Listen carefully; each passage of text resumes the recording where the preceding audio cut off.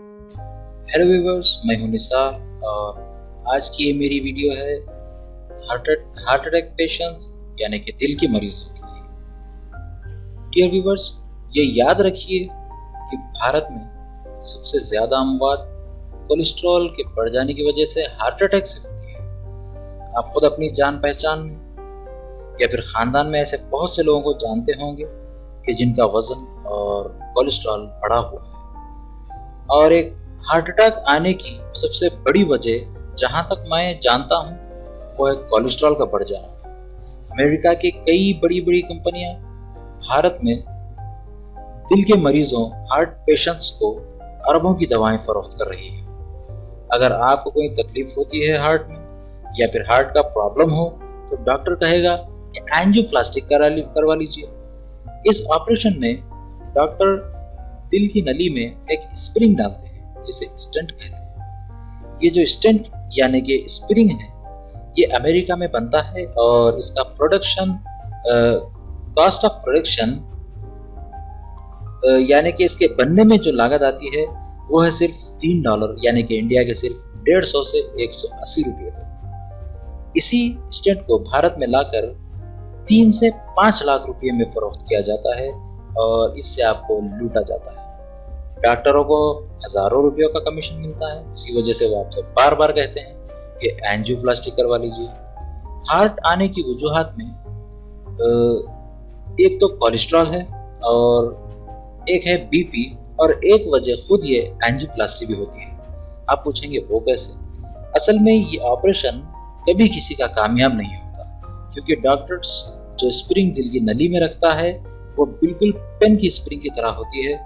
कुछ ही महीनों में इस स्प्रिंग के दोनों साइडों यानी कि आगे और पीछे ब्लॉकेज यानी कि कोलेस्ट्रॉल और फैट जमा होना शुरू हो जाता है। इसके बाद फिर आता है दूसरा हार्ट अटैक। डॉक्टर कहता है दोबारा एंजियोप्लास्टी करवा लो। इसी तरह आपके लाखों रुपये को लूट लिया जाता है और आपकी जिंदगी से खेला जाता है और आपकी जिंदगी इसी में निकल जाती है। अब आइए डियर, आपको बताता हूँ आयुर्वेदिक का इलाज या फिर इसे एहतियाती समझ के इस्तेमाल कर लीजिए।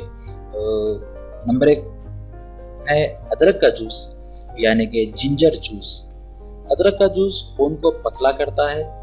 ये दर्द को कुदरती तरीके से 90% तक कम करता है। नंबर 2 पे है लहसुन का जूस, गार्लिक जूस। इसमें मौजूद एलिसिन अंसर ये जो कोलेस्ट्रॉल और बीपी को कम करता है और दिल को खोलता है। नंबर 3 है नींबू का जूस, लेमन जूस। इसमें मौजूद विटामिन सी, एंटीऑक्सीडेंट और पोटेशियम खून को साफ करते हैं। ये बीमारी के खिलाफ मज़ाहमत और इम्यूनिटी को बढ़ाते हैं। नंबर 4 है एप्पल साइडर सिरका यानी कि एप्पल साइडर विनेगर जिसे कहा जाता है।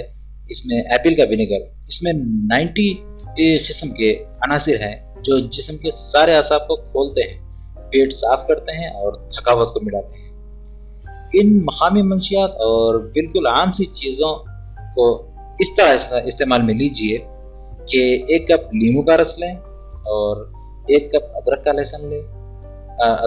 रस लें और 1 कप लहसुन का रस लें और 1 कप एप्पल का विनेगर यानी सिरका लें। चारों को मिलाकर धीमी आंच पर गर्म करें। जब 3 कप रह जाएं यानी कि 4 कप पकने के बाद 3 कप रह जाएं तो उसे ठंडा कर लें। अब आप इसमें 3 कप शहद मिला लें और रोजाना इस दवा के 3 चम्मच सुबह खाली पेट लें, जिससे कि सारी प्रॉब्लम पूरी बल्कि जड़ से खत्म हो जाएगी। डियर व्यूअर्स, अब आइए एक और बहुत खास बात मैं आपको बतलाऊं। जरा सोचें कि शाम के 7:45 या फिर 8 बजे हैं और आप अपने घर जा रहे हैं, वो भी बिल्कुल अकेले। ऐसे में अचानक आपके सीने में तेज दर्द होता है जो आपके हाथों से होता हुआ आपके जबड़ों तक पहुंच जाता है। आप अपने घर से या फिर करीब अस्पताल से 5 मील के दूरी पर है और बदकिस्मती से आपको ये नहीं समझ आ रहा कि आप वहां तक कैसे जाएंगे। तकलीफ है कि अपनी हद से पार हो रही है। आप CPR में तरबियत याफ्ता भी है, मगर वहां भी आपको ये नहीं सिखाया गया इसको खुद पर इस्तेमाल किस तरह करें। ऐसे में दिल के दौरे से बचने के लिए ये इक़दाम करें। क्योंकि ज़्यादातर लोग दिल के दौरे के वक्त अकेले होते हैं, बगैर किसी की मदद के उन्हें सांस लेने में तकलीफ होती है और वो बेहोश होने लगते हैं और उनके पास सिर्फ होते हैं 10 से 15 सेकंड। ऐसी हालत में मुब्तला शख्स को चाहिए कि वो ज़ोर ज़ोर से खांस कर खुद को संभाले रख सकता है। एक ज़ोर की सांस लेनी चाहिए हर खांसी से पहले, और खांसी इतनी तेज हो कि सीने से थूक निकल जाए। जब तक मदद ना आए ये अमल 2 सेकंड हर 2 सेकंड में दोहराए, यानी इतनी जोर से खांसे, सीने से खांसे। इससे होता यह है कि जोर की सांसें फेफड़ों में ऑक्सीजन पैदा करती है। जोर से जब आप सांस लेते हैं, खींचते हैं अंदर, तो फेफड़ों में ऑक्सीजन पैदा होती है, और जब उतनी ही तेजी से खांसी के साथ उसको बाहर निकालते हैं तो उससे दिल सिकुड़ता है, जिससे खून का दौरानिया और संचालन बाकायदगी से चलता है। इससे आप जब तक मदद नहीं मिल जाती, जब तक टिके रह सकते हैं, खुद को संभाले रख सकते हैं। उम्मीद करता हूँ कि मेरी ये बातें आपको समझ आ गई हैं और पसंद भी आ गई हैं। इसीलिए जहाँ तक मुमकिन हो इस पैगाम को हर एक तक पहुँचाइए। हो सकता है कि किसी के काम आ जाए और इससे किसी की जान भी बच जाए। तो इसे शेयर ज़रूर करिए फ्रेंड्स में, और लाइक भी करिएगा। और इसी तरह के मुफीद और अहम मालूमाती वीडियोस को आप देखते रहना और फ़ायदा उठाना चाहते हैं तो फिर इस चैनल को सब्सक्राइब भी कर लीजिएगा, सब्सक्राइब ज़रूर कर लीजिएगा। बहुत शुक्रिया।